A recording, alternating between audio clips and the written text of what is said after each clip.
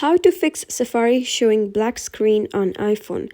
Hello guys and welcome back to the channel. In today's video, I'm going to show you how you can fix Safari showing black screen on iPhone. So let's get started.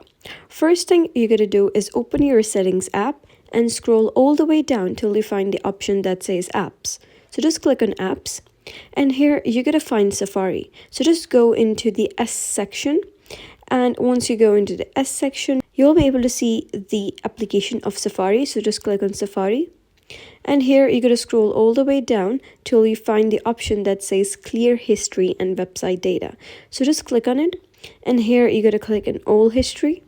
And then select the option that says close all tabs, and then you got to click on clear history. And note that this will close your 53 tabs. In essence, it will like really just load your Safari and just clear all the cache and all the history of it.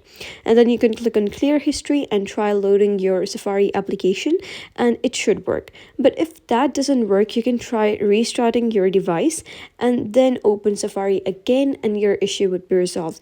And if nothing works, so you can open your settings application again.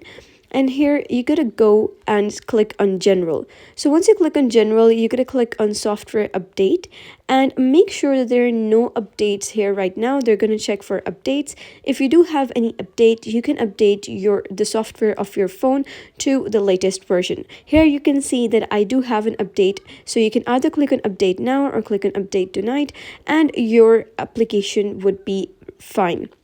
So that was basically how you can fix the issue of Safari showing black screen on iPhone. So if you found the story helpful, give it a thumbs up and don't forget to subscribe for more helpful tutorials. I'll see you in the next video.